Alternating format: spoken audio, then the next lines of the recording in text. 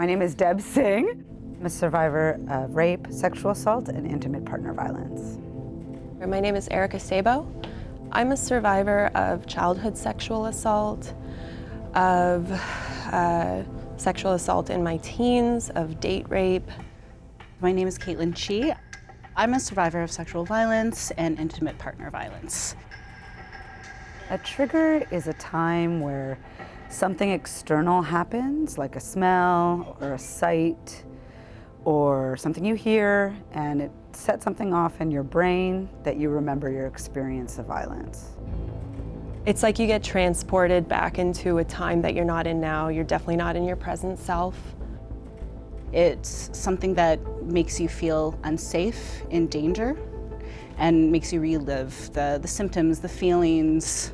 It'll go right to my stomach, so I'll often get tummy aches or just like cramping. My heart rate will go up. Pressure in my chest, almost always in my chest. And just a feeling of unease that just washes over you, that you just can't shake. Think of whenever you're feeling fear, when you're shocked or scared. It's something that just grips right away, and there's definitely a fight or flight instinct that happens. And so there was one kind of recent time in the last couple of years or so where a survivor told their story, and it very much mirrored my story. So I was no longer listening to the survivor, and I was literally thinking about the last time I was assaulted.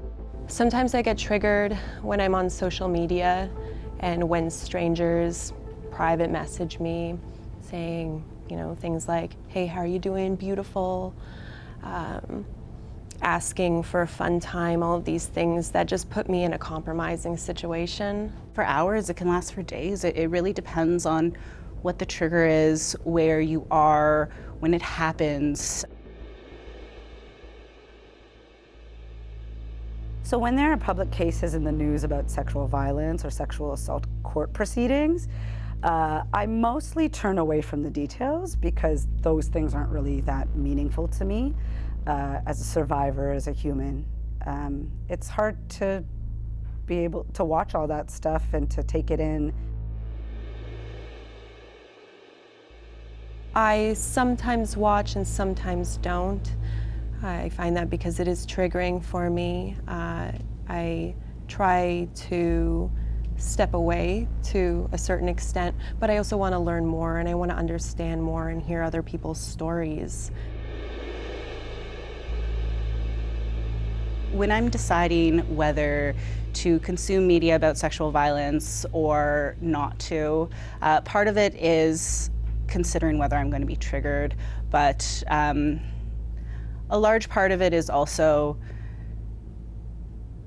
just not needing to have too much exposure to it. So it can honestly be a large part of self-care for me.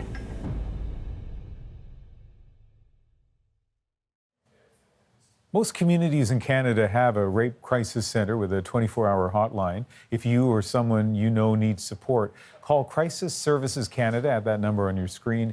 People are available around the clock.